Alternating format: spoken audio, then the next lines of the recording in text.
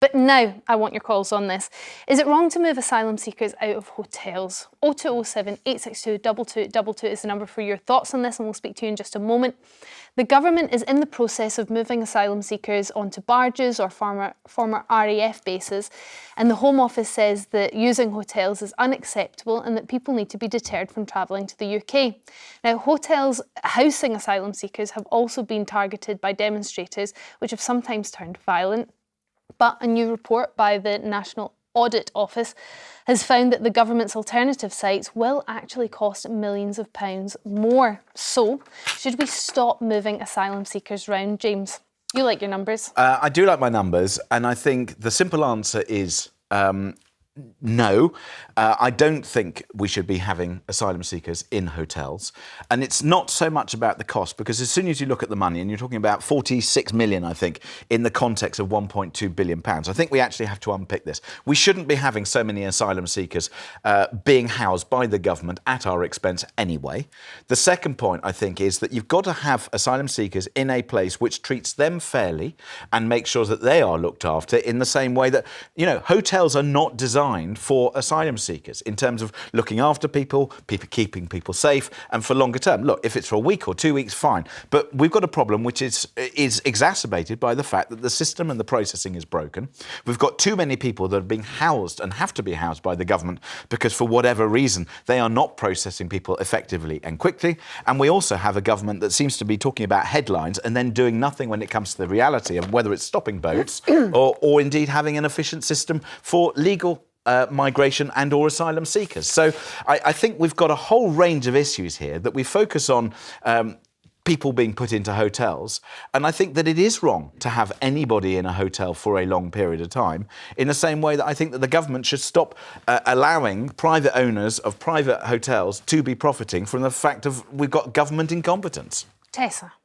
What I can't understand is why our government didn't just broker a deal with, like, a Podo and say, hey, guys, we need a bunch of people taken to Rwanda and another bunch housed somewhere in Britain. Could you sort it out for us? Outsource it to a nice, tourist-friendly organisation that could do it cost effectively and offer, you know, cheap deals on offer, go where no one else wants to go, and the problem would have been solved. That is literally how ridiculous that. You may frown, but at the moment it is going to cost us more to send an asylum seeker to Rwanda than it is, and I love this Labour MP I'd never heard of before, bringing up this fact, than it is to send somebody into space courtesy of Virgin Galactic. And now we are discovering that it is costing our government more to be hoteliers, which is effectively what they're trying to masquerade as, to be hoteliers, rather than just leaving it to people who actually know how to run a hotel, because that's what they do for a living. So my jest about Apodo simply is to suggest that give the jobs to people who know how to do it. As soon as government gets involved, you know that the costs will balloon. People see you come in, isn't it, with a clipboard? Oh, yes, His Majesty's whatever, bang the price up. And the truth is there's no real accountability. Do you think, though... It's eye-watering for you to say, you with low taxation, let workers keep more of their money in their own pockets, to say that £1.2 billion is a cost we can write off. That is how much more it's costing us because we've let our government try to accommodate asylum you've picked the wrong seekers. number, because it says here it will cost the Home Office £1.2 billion. Yeah, both of more. us cry at that. And More then than using hotels. £46 million more than using hotels. So £46 million in the scheme of things, in the scheme of how much they are spending, which I think we're both making the point, which is the government is spending too much on this because they are being inefficient. Right. But my question would be, why are we focusing on this end product, this sad situation, as opposed to the government trying to resolve this situation? Because I think we would both agree the Rwanda policy has been a failure in so many different ways. It's cost too much money.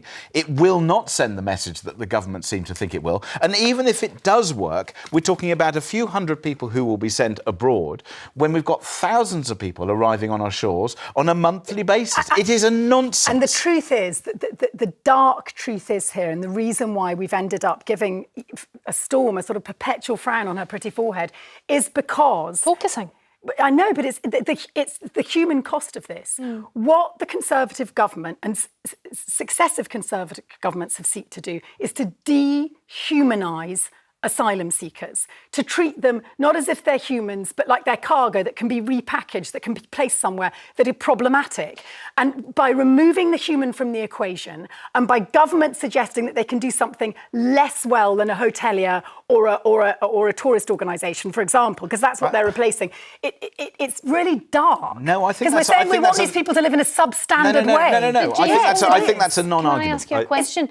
You're very economics minded and you're great with maths, and yet for some reason you are supporting the theory of spending more money, albeit a mere £46 million, in order to make people more uncomfortable. No. I don't think it's about that. I actually think that the thing is that the number in terms of, first of all, putting asylum seekers into hotels, it doesn't cover the other costs that would be associated with it. So this is purely What about do you that. mean by This that? is purely the housing costs. But the thing is that there will be health and safety and security and monitoring costs. You'll have to pay for that yes, in an but the RAF monitoring, if you have a group of people who are within a space. What, so you're keeping them in prison? Well, Even in the barge, they're not in prison. No, it's not keeping them in prison. It's keeping them in one place. If you got them in sort of, I don't know, half a dozen different hotels, how are you going to keep tabs on people? How are you going to monitor? Then you've got to deal with the fact that they're slipping the system. No, this is not looking at the total cost of it, but shouldn't be purely about economics. The truth is, no, it's not just about economics. The Conservatives did not want asylum seekers conflated with the word hotel, because we associate hotel with going on holiday. Pop it into a podum. I'll go to my luxury destination and stay in a hotel. No, that's a nonsense. Yes, it isn't a nonsense. No. We didn't like the idea that asylum seekers might have it better than us, Jimmy, in a hotel. The truth is, these places that masquerade as hotels are normally pretty run down. We've got people who have lived... Bottom of the bucket hotels. No, I'm sorry, but we have got people who have served our nation, who are living in shop fronts because they are not being looked after by our nation. And then we've got other people who arrive illegally, who we provide a different kind of care for. And I think we've got our priorities wrong when it comes to working out how do we make sure that our limited resources are applied in the right way to different people across our country. We are not even looking after our own. Very quickly, Tessa. But in order to make it look like we weren't looking after asylum seekers better than our own, we stuck them in Bibby Stockholm, where there was a really violent strain of Legionnaire. I agree that the Bibby Stockholm is a complete and utter waste of time, effort and money. We can probably agree on that. Inhumane. Can we agree? Dangerous. Can we agree with that? Debbie from Warwickshire. Yes, we agree. We must go to some calls. OK, Debbie from Warwickshire, what is your thoughts on this? Do we keep asylum seekers in these hotels where it may be cheaper, or do we move them to RAF bases and the Bibby Stockholm? Well, I have to say, I don't know the chap's name, but I thoroughly agree with everything he's saying. At the moment in Warwickshire, people are being housed, whether it's homeless, asylum seekers are being housed in hotels and, you know, adjacent to people that are paying £150 to stay there a night. And I just don't think that's appropriate, to be honest. OK, but around the country you have council estates built next to homes worth $1 million. Is that not fair? No, well, the council has to do that. So that's... OK, but you see it's a similar sort of issue, is it not? No, I don't, actually. In terms of council housing and estates where it's private, I don't think that's relevant, actually.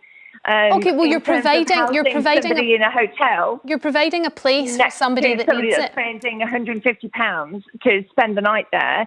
You know, it's just implausible that, you know, that should actually happen. So if we move them to... you're either a hotel or you're a place for solace and, you know, asylum seekers. You can't be both. OK, do you think that's fair, Tessa?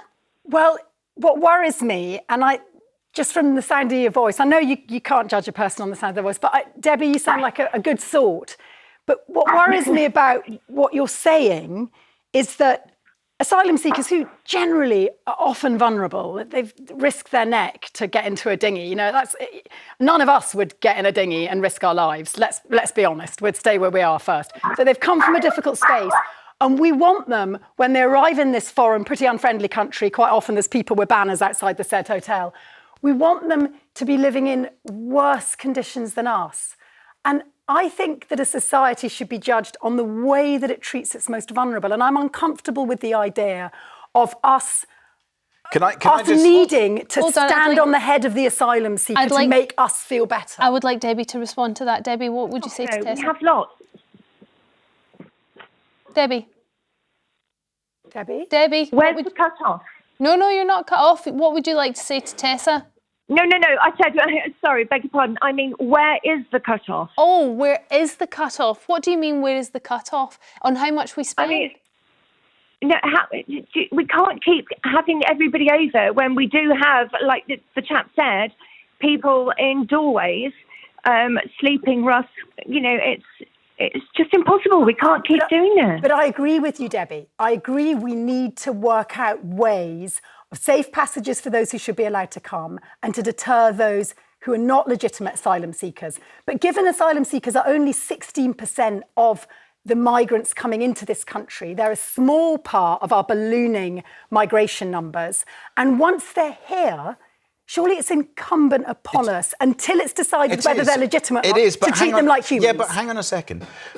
Part of the issue here is that because our system is so broken and we're ignoring the elephant in the room. And the elephant in the room is that if, for example, we were talking about a couple of weeks that somebody was either in a hotel or in a RAF base or wherever it is, then that would probably be fine and there wouldn't be such angst up and down the country. But we're talking about people who might be in the system for years, and to put somebody into a hotel, it's not their fault, but it is. The government is kind of shifting this focus, and people are shifting their focus, saying, it's not right, and we're spending this money, and and we're not treating people correctly. Yeah. We're not treating people correctly by, number one, stopping people coming in the first place, and number two, processing them when they do and when they arrive legitimately. That if, for example, we've got people who are prepared to pay thousands of pounds to get on a dinghy, you say, that's sort of brass necked and that's amazing, and we should be, welcoming them in. We should welcome them. We shouldn't treat them like cockroaches. No, that's what I'm we saying. shouldn't. Give them Legionnaire and a horrible. But then on the other hand,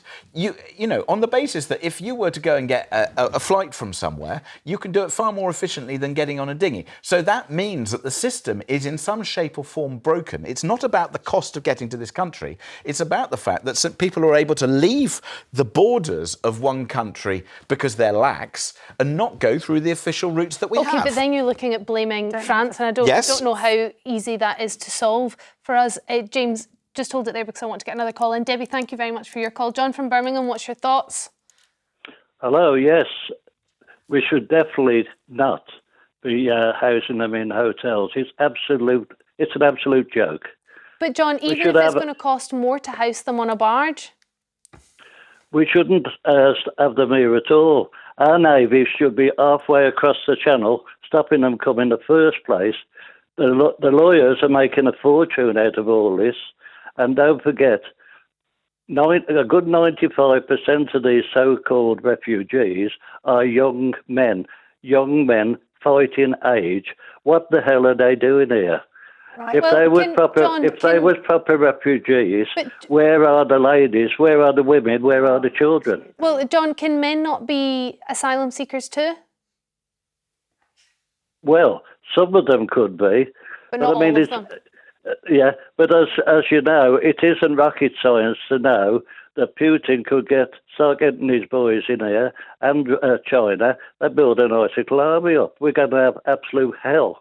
John, absolute hell in the next 2 years or so. I had a really informative discussion with my cab driver the other night. He was Palestinian, born in a refugee camp in Lebanon, and eventually arrives in Britain as an asylum seeker. I said, how did you get over? He said, under a lorry, in the belly of a lorry, because it was before the Brexit, which means that people stopped going in lorries and started going in dinghies. That's why we see them. And I said to him, how long were you in the system for? He said, back then, because it was about 7 or 8 years ago, he said it was 6 months to be processed. I got rubber stamped, and then I've been working 2 jobs ever since. The problem isn't so much the asylum seeker. He was a legitimate guy, and he's a decent man, been working 2 jobs ever since. It's the system now. Takes over a year. But so that's what I was saying. Which is why the system is that's where both of you actually agree. John, thank you for your call. June from Birmingham, what's your thoughts? June. Hello. Hi there. Hi. I believe you used to live on an RAF base? Pardon? I believe you used to live on an RAF base, have I got that right? Yes, you have. It was sheer luxury.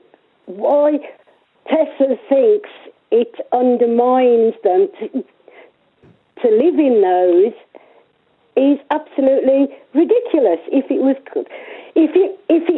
was good enough for us service people, then it surely is good enough for the migrants that come in, because it gives them good living space plus a garden, which is far, far better than any hotel room.